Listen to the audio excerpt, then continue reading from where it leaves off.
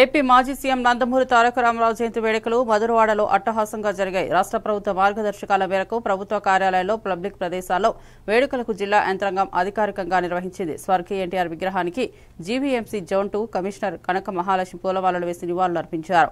అనంతరం TDP BCCL అధ్యక్షుడు నమ్మి శ్రీనివాస్ మాట్లాడారు. గడిచిన 43 సంవత్సరాల కాలంలో నా కడపలో మొట్టమొదటిసారిగా ఈ రోజు మహానాడి కార్యక్రమాన్ని ఎన్టీఆర్ జయంతి రోజు బ్రహ్మాండంగా జరుపుకుంటున్నాం.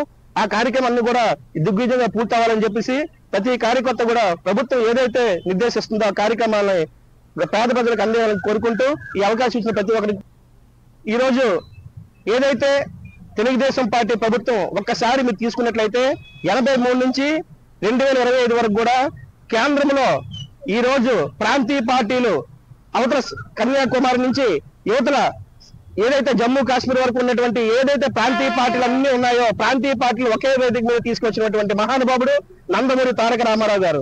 ఈ రోజు కేంద్ర ప్రభుత్వంలో 6 సార్లు తెలుగుదేశం పార్టీ అండతోనే ఈ రోజు కేంద్రంలో ప్రభుత్వం నిలబడిందంటే దానికి కారకుడు నందమూరి తారక రామారావు అని చెప్పి తప్పదు. ఈ రోజు ప్రాంతీయ పార్టీలన్నీ కూడా ఒకే తాటి మీద తీసుకొచ్చి యునైటెడ్ ఫ్రంట్ అవనియండి, నేషనల్ ఫ్రంట్ అవనియండి, ఎన్డీఏ అవనియండి, ఇటువంటి కేంద్ర ప్రభుత్వంలో ప్రత్యేకమైన పాత్ర పోషించినటువంటి ప్రభుత్వం తెలుగుదేశం ప్రభుత్వం.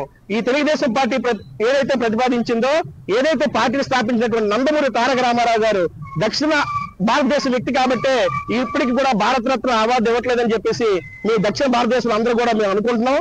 దయచేసి అందరికీ చెప్తున్నాం, ఆయన చేసిన సేవలు సిరి కళావతులకి అవనివ్వండి, భారతదేశ ప్రజలకు కానివ్వండి, ఆయన చేసిన సేవలు ఎలకాలం మనసును గుర్తుండాలంటే ఆయనకు భారతరత్న అవార్డు